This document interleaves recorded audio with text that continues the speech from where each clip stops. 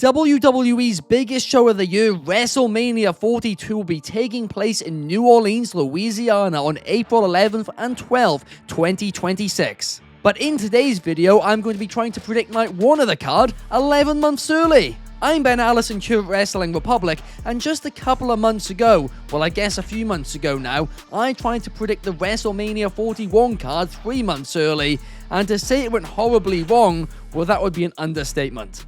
And our Instagram comments certainly let me know. But today I'm back and I'm going to bounce back and trying to predict the entire card correctly 11 months early. This is part 1 of the video where I'm going to be breaking down the night 1 matches, and then later this week or early next week I'll do night 2. Now before we start, let's get in the Louisiana mood and get, the colors right, and let's get into it. Let's kick things off with the World Heavyweight Championship. I predict that Seth Rollins is going to be the one to dethrone Jey Uso for that World Championship, and I'm not sure if it's going to be via Money in the Bank or other means, but at some point, probably around SummerSlam, I reckon he's going to win that belt, and he will hold it all the way until WrestleMania 42. But who will challenge him? Well, my prediction is Sami Zayn. Now, they teased this on the Raw after WrestleMania, and I think they're going to tease it throughout the year, and the story's going to continue and continue and continue all the way to Mania. Because the big story and the big story point around this match will be the fact that Sami Zayn has never won a World Championship in WWE. I feel like the fans would absolutely be on fire for Zayn, and hopefully, this will finally be the moment that he deserves to win the championship. But in this video, I'm not trying to predict results because, I'm bad enough at predicting the card. If I try and predict results too, there's no way I'm getting it right. But up next, let's go to the United States Championship because I have a little bit of a bold prediction, and that is I believe Jacob Fatu is going to be drafted to Monday Night Raw in the next draft, and the Intercontinental Champion Dominic Mysterio will be drafted to SmackDown. That way you have the men's US on Raw and the women's IC on Raw, and then vice versa on SmackDown.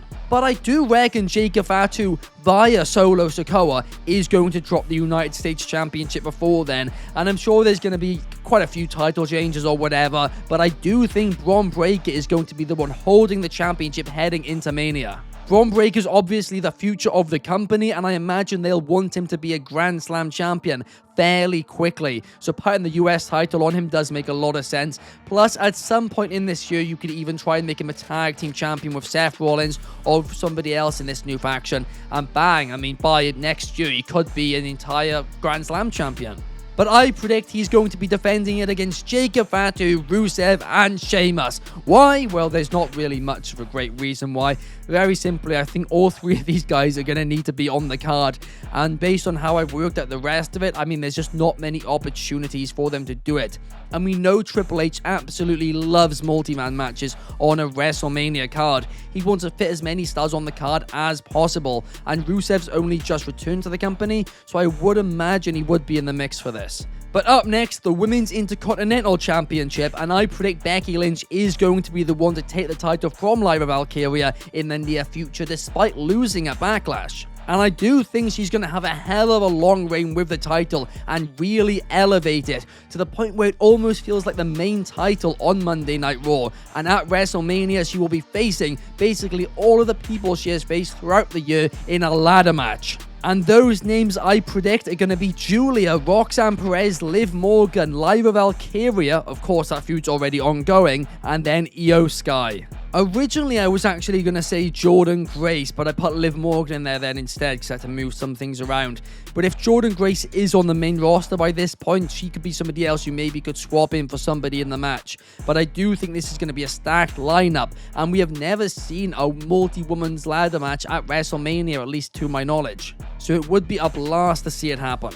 Up next, the Ring General Gunther, I do believe, will be in action, but in a non-championship match, but still a marquee, a big match nevertheless. Because I predict he will be facing WWE's next big star, a man who I think is going to get called up in the Royal Rumble, and that is Obafemi. This match, honestly, a heck of a dream match for me. I would love it. The slaps would be insane. It would be so hard-hitting and would also immediately establish Obafemi as a big deal. Up next, we have a WWE Tag Team Championship match, and I already mentioned that Triple H loves to do multi-man matches, But the one thing which we didn't see at this year's Mania was a multi-man tag team match. Now, of course, we did technically see it on the SmackDown afterwards with the TLC match, but I believe we're going to see a fatal 4-way tag team match for the WWE Tag Team Championships at WrestleMania 42. It's hard to know who will be tag team champions by then, and I'm really not certain on what I'm about to say because I do think there's a very high possibility they actually drop them before then. But I'm going to predict that the Street Profits are still going to be the tag team champions and will defend against 3 of their biggest rivals. But truthfully, any of these 4 teams could be the one actually holding the belts at this point. And the other 3 teams are the Lucha Brothers, Fraxium, and DIY. I mean, this would just be an absolute banger, wouldn't it? I mean, you could do it in a ladder match, but like I said, I think the women's match is going to be the ladder match. So I think this just would be a very fun 4-way match, very chaotic, no doubt about it. Also, no doubt about it, tag rules won't be followed, but even still, I do think this would be a fun way to break up the card. Up next, we have the co-main event and a match which, in my opinion, is good enough to main event Night 2. I personally would have it main eventing Night 2, but I'm not the one booking this, I'm just predicting what Triple H is going to book. But this match, well, I really want to see it. They've been building it for a couple of years now. We got a little tease of it this year. I believe that Bianca Belair will be defending the WWE Women's Championship against Rhea Ripley. I believe in the very near future, Bianca Belair is going to turn heel, return and turn heel, and align with Naomi. And at that point, she will go on for the year on SmackDown, holding that WWE Women's Championship, and then she will face Rhea Ripley. We thought we were getting it this year. We got a triple threat instead with Io Sky, but I think their rivalry between them two is going to carry on the entire way throughout the year, and it will conclude at WrestleMania. But up next, the main event, WrestleMania 42, Night 1, I believe it will finally happen. Roman Reigns will finally take on The Rock. Now, according to Wikipedia, this is already actually official. Apparently, The Rock announced it on SmackDown in February. Now, unless I slept through that didn't happen. And I didn't sleep through it because I rewatched it before this just in case I was wrong. It did not happen. The Rock just announced WrestleMania, that was it. But hey, clearly whoever's running their Wikipedia page is just making stuff up, or the Mandela effect has happened.